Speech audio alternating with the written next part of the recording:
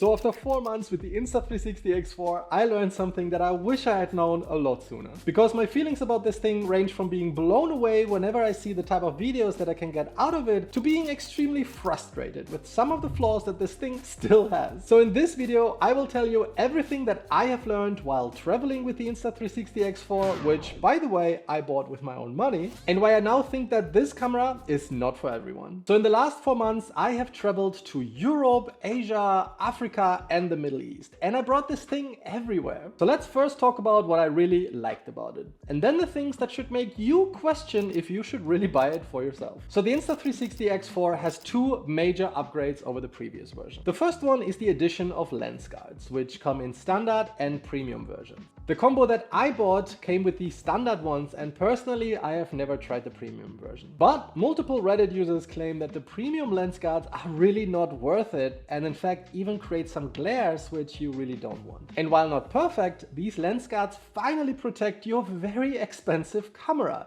And I recommend that you use them and keep them on, even though I don't right now for the sake of this video, I hope I don't break them, at all times. And the second major upgrade is the resolution. It is much better than before and very usable even in 4K, as you will see throughout this video. The mobile editing also has improved, which I think is in part thanks to having smaller overall file sizes, as well as generally having a better connection between the camera and the phone itself. It is a breeze editing without downloading any files and without any noticeable lag. It has finally made this camera usable for quick clips that you might want to share with friends and family, or on social media. The Insta360 X4 also has quite a large screen, which is very easy to see even in bright sunlight.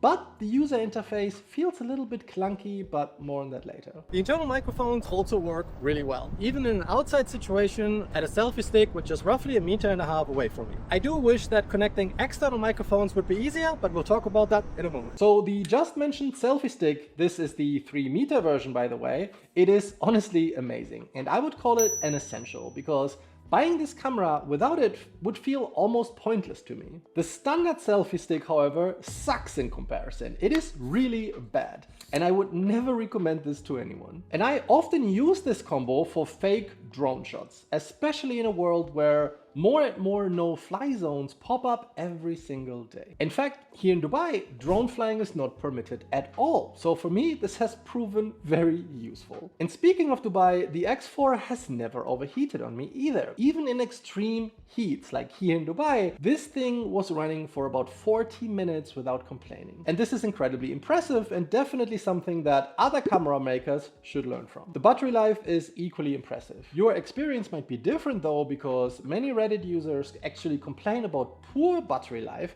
and I think it has to do with turning the camera on and off many times throughout the day. So generally speaking, the Insta360 X4 has been a great companion, but unfortunately it is not perfect. So with the good things out of the way, now let's look at why this camera should probably not be your first choice. For example, recording in low light situations is an absolute disaster. Videos are extremely grainy and totally not worth using. I wouldn't even use them on social media if it wasn't for review videos like this. Insta360's solution here is to reduce the resolution from 8K to 5.7K.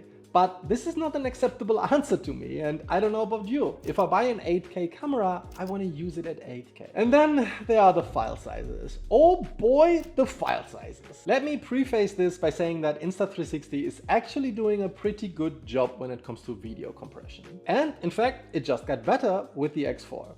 But it's still 8K 360-degree video files, and they are enormous. I'm talking 1.5 gigabytes per minute, which is kind of outrageous. So forget about storing these, because chances are you will just create the angles that you need and then delete the original 360 files. So this means that this camera is for short clips only. A few minutes here and there, capturing small, important moments. Because the longer the video, the larger the file and the more annoying the editing becomes. And while editing is generally a breeze in terms of how it feels and how smooth things are, it is still very time consuming. Insta360 actively works on this though, with their newly updated AI editor, for example. But don't let that fool you. It still takes a lot of time and it doesn't always look as good as they advertise it. And then there's also the Insta360 Studio desktop editor, and I actually use both of them. The phone, however, is definitely better in terms of features, but if you make videos like these, chances are you want to use the desktop editor.